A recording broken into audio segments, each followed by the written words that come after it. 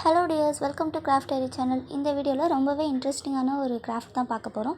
என்ன பண்ண போகிறோம்னா, நம்ம ஹோம்மேட் பவுச் தான் பண்ண போகிறோம். அதுக்கு முன்னாடி நம்ம சேனல் நீங்கள் சப்ஸ்கிரைப் பண்ணாமல் பார்த்துட்ருக்கீங்கன்னா சப்ஸ்கிரைப் பண்ணி வச்சுட்டு பக்கத்தில் இருக்கிற பெல் ஐக்கானே ப்ரெஸ் பண்ணி ஆல்னு கொடுத்துக்கோங்க. இப்போ நம்ம எப்படி பண்ணுறதுன்னு பார்க்கலாம். நான் ஃபஸ்ட்டு இது மாதிரி ஒரு A4 ஷீட் எடுத்திருக்கேன். இந்த A4 ஷீட்டை ரெண்டாக ஃபோல்ட் பண்ணிக்கிறேன். ஃபோல்ட் பண்ணிவிட்டு நம்ம இந்த பீஸை மட்டும் கட் பண்ண போகிறோம். எப்படின்னா, அந்த ஒரு லேயர் இருக்கும் இல்லையா, அந்த ஒரு லேயரில் மட்டும் நீங்கள் ஒரு கால்வாசி அளவு பேப்பரை கட் பண்ணிக்கோங்க. கட் பண்ணிவிட்டு அதை நம்ம தனியாக எடுத்துக்க போகிறோம். தனியாக எடுத்துட்டிங்கன்னா உங்களுக்கு பார்க்க ஒரு எல் ஷேப்பில் இருக்கும் இந்த பேப்பர். நம்ம கட் பண்ண பீசஸ் எல்லாமே நல்லா நம்ம ஃபோல்ட் பண்ணி விட்டுக்கணும். அப்போ தான் நமக்கு அது அழகாக பர்ஃபெக்டாக இருக்கும். அதனால் இப்போ நான் கட் பண்ண இல்லையா, இது மாதிரி நல்லா ப்ரெஸ் பண்ணி ஃபோல்ட் பண்ணிக்கிறேன். நீங்கள் அந்த கட் பண்ண ஷேப் உங்களுக்கு அப்படியே தெரியணும். அது மாதிரி பண்ணிட்டதுக்கப்புறமா சின்னதாக ஒரு பன்னி மாதிரி க்யூட்டாக நான் வரைஞ்சி வச்சுருக்கேன்.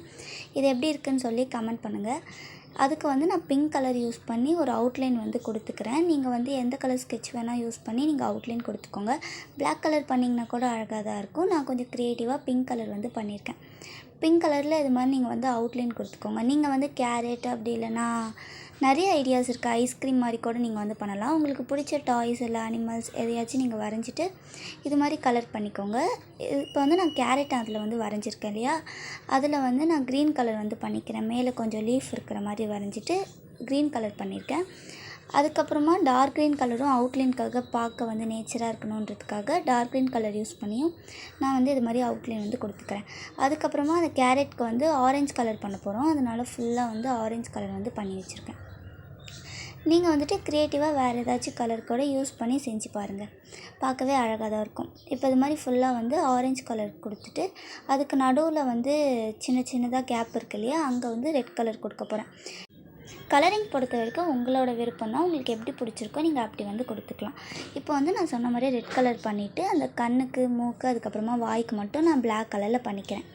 ஆயில் பேஸ்டல் யூஸ் பண்ணி நான் பண்ணியிருக்கேன். நீங்கள் கலர் பென்சில்லாம் வச்சு அழகாக ட்ரை பண்ணி பாருங்கள். ரேபிட்டோட இயர்ஸ்க்கெலாம் நான் ஒரு லைட்டான பிங்க் கலர் எடுத்து உள்ளே கலர் பண்ணிக்கிறேன்.